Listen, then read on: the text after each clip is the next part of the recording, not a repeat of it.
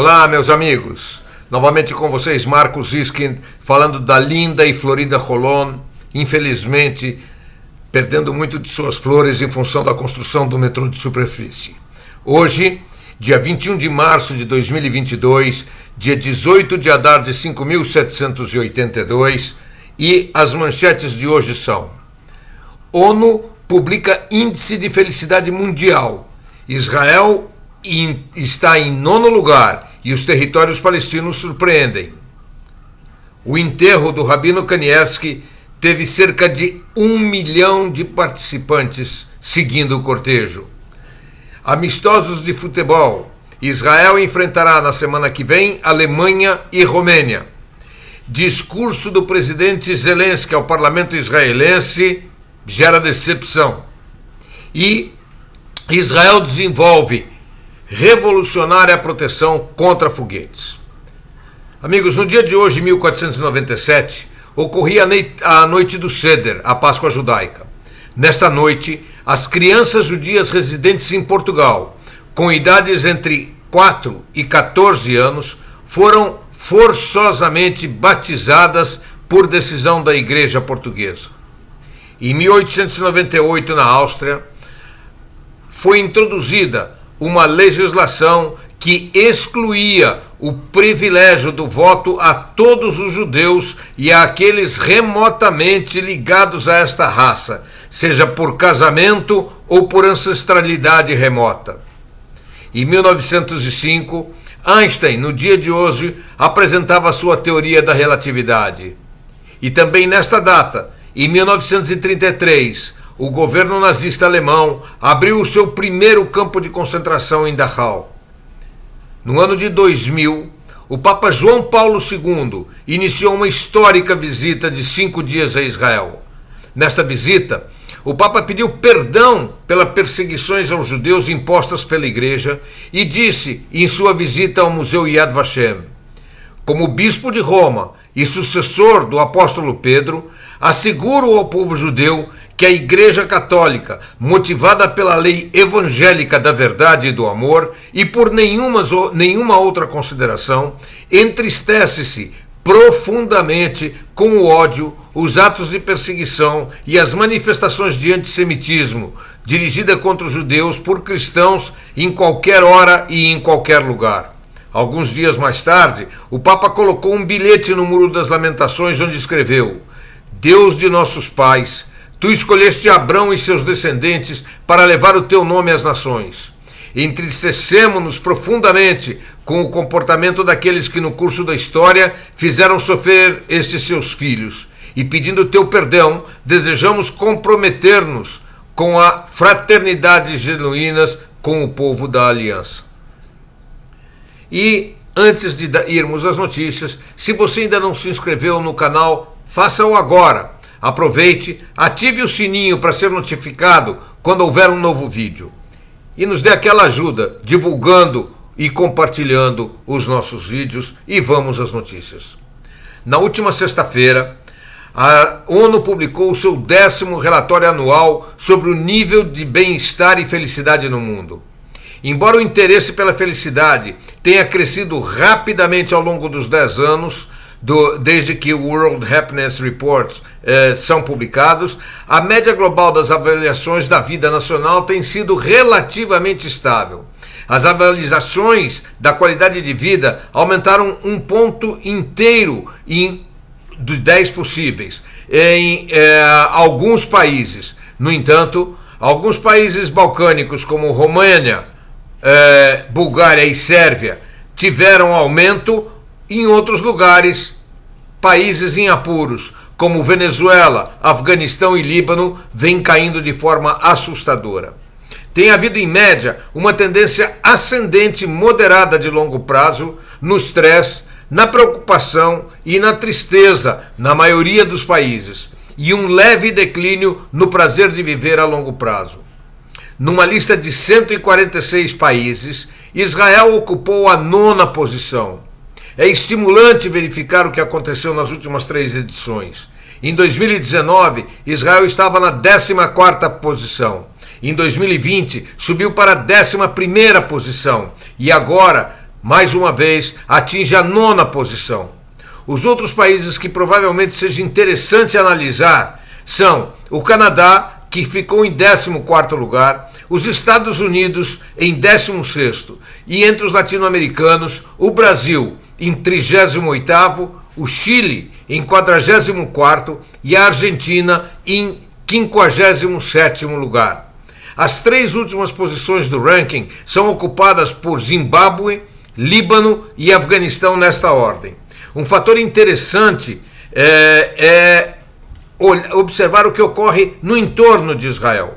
Nós temos aproximadamente o mesmo clima, a população tem a mesma diversidade por idade, temos um tempo de independência dos nossos países muito similar. Além disso, os recursos naturais não são muito diferentes. E, no entanto, enquanto Israel ocupa a 9ª posição, eis a situação dos nossos vizinhos. Egito, 129. Líbano, 145. Jordânia, 134. Outros países da região que não têm fronteira com Israel são o Iraque, com 107, o Irã, com 100, na posição 110, e a Turquia na posição 112. A Síria não entrou no estudo deste ano e não há indicações dos motivos. A última medição na Síria ocorreu há 3 anos e ela ficou então na posição 149 entre 154 países estudados. Mas há um número que realmente surpreende e parece absolutamente inesperado. É o índice de felicidade e bem-estar nos territórios palestinos, que, surpreendentemente, é superior a todos os países que têm fronteira com Israel. Egito, Jordânia, Síria e Líbano mostram um índice de felicidade inferior aos territórios palestinos. Israel informa que autorizou as empresas Rafael e Elbit a trabalharem em conjunto para desenvolver um revolucionário sistema de defesa baseado em raios laser.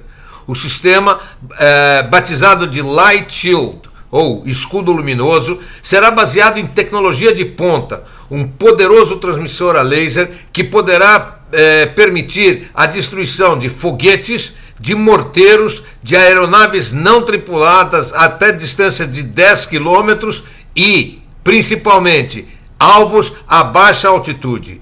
Trata-se do sistema mais barato e mais eficiente que os demais meios atualmente em uso. O sistema de defesa espera que o novo sistema complete a cúpula de ferro e fortaleça o sistema de defesa aéreo do país.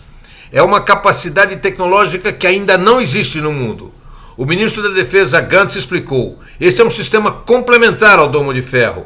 Não o substituirá, mas operará em paralelo e interceptará o que for decidido em tempo real.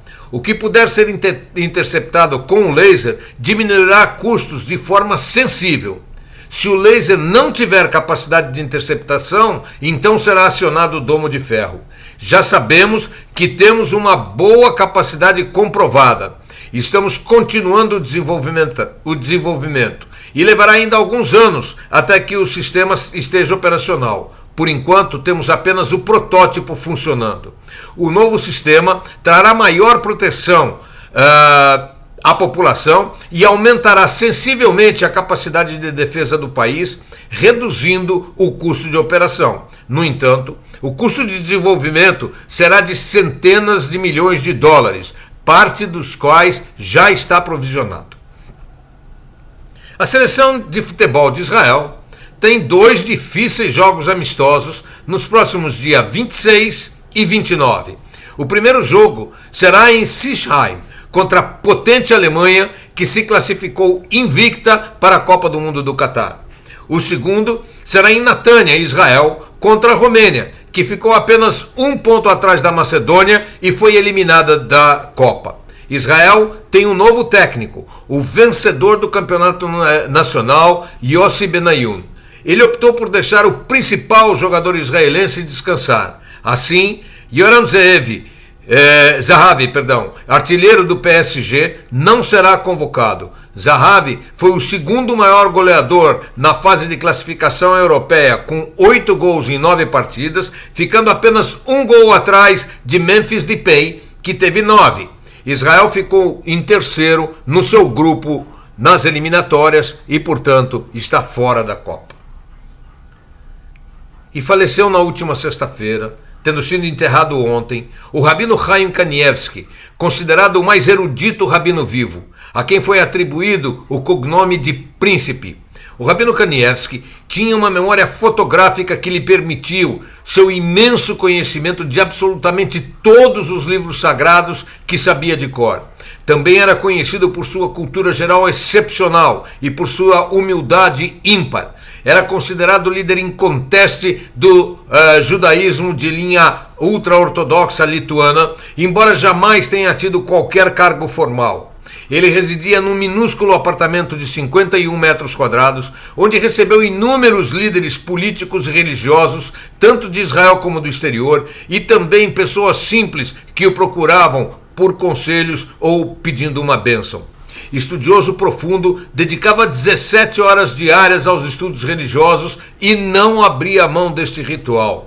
Há um costume judaico de estudar uma página diária do Talmud babilônico, com o que se completa o estudo total do Talmud em 7 anos e meio.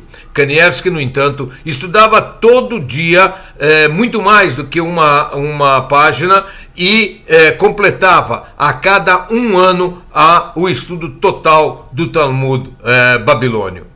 Entre cerca de 15 livros que escreveu, o mais famoso é Derech HaEmunah, em português, O Caminho da Fé, no qual ele analisa as leis referentes à vida em Israel e a necessidade do judeu viver neste país. Aliás, ele nasceu em Pinsk e veio juntamente com seus pais aos 6 anos de idade para Israel. Jamais saiu do país sequer por um dia.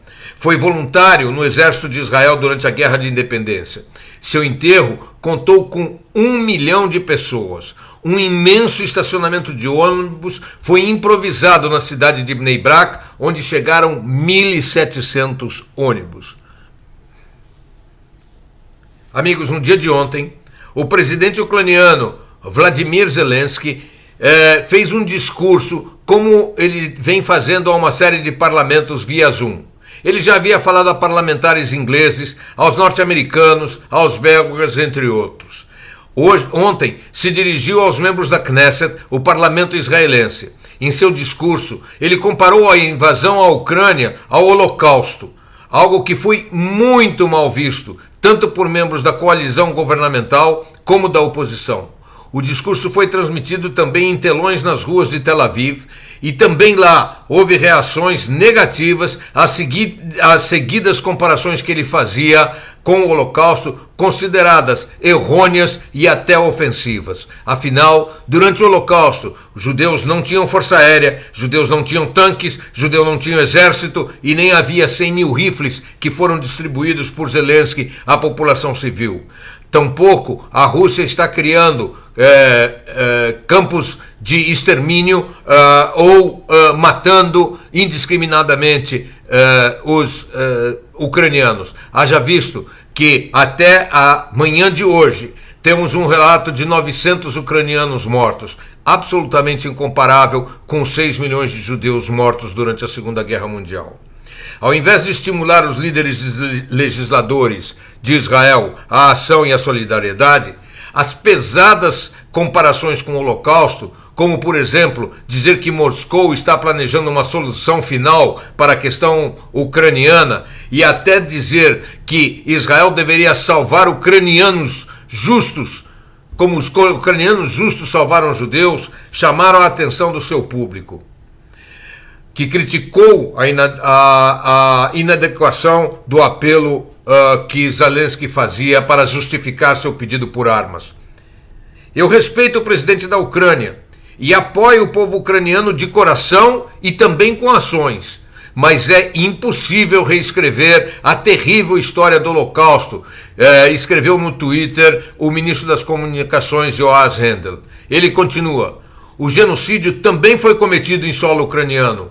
A guerra é terrível, mas a comparação dos horrores do Holocausto e a solução final com o que ocorre hoje é ultrajante.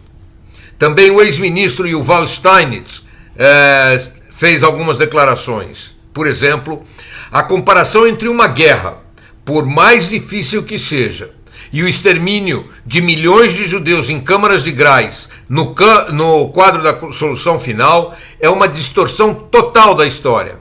O mesmo vale para a alegação que os ucranianos ajudaram os judeus no Holocausto.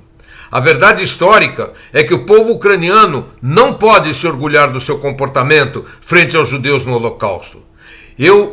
Já o deputado Simcha Rothman, do Partido Sionista Religioso Nacional, discordou da referência de Zelensky aos ucranianos que salvaram judeus e tuitou: "Eu não entendo o ucraniano, mas, se a tradução que ouvir estiver correta, Zelensky nos pediu para tratar os ucranianos como eles nos trataram há 80 anos. Sinto muito, mas vamos ter que rejeitar seu pedido. Afinal, somos uma nação moral. Nós temos solidariedade." Como é amplamente sabido, os ucranianos foram aliados aos nazistas e foram os mais ferozes assassinos de judeus.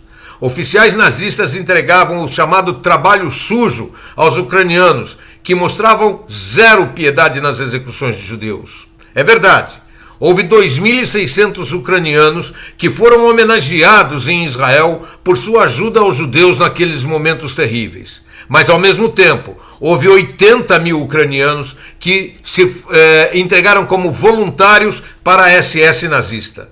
É importante assinalar que a opinião pública israelense continua fortemente a favor da Ucrânia nesta guerra, apesar da história sangrenta e violenta da Ucrânia contra os judeus. Aqui, até mesmo a maioria dos russos que vivem em Israel se juntam nas condenações às ações de Putin e à solidariedade à Ucrânia. Assim, apesar das críticas aos discursos de Zelensky e a sua tentativa de criar em Israel um complexo de culpa, a opinião pública israelense seguirá apoiando a Ucrânia e o primeiro-ministro Naftali Bennett deverá seguir em seus esforços de mediação para pôr fim ao massacre perpetrado pela Rússia. Há de se lembrar que Bennett foi o primeiro líder do mundo a ser recebido por Putin no Kremlin depois do início das batalhas e tem sido um interlocutor contínuo tanto de Putin como de Zelensky, tentando mediar um cessar-fogo e o fim desta guerra. Amigos, por hoje é o que tínhamos a lhes dizer. Deixamos aqui um grande abraço a você, lembrando que na quinta-feira estaremos aqui com o Radar do Mundo Judaico. E na segunda-feira seguinte, se Deus quiser, novamente com o nosso noticiário aqui de Israel. Um grande abraço a vocês e nos veremos, se Deus quiser, na quinta-feira. Até lá, amigos!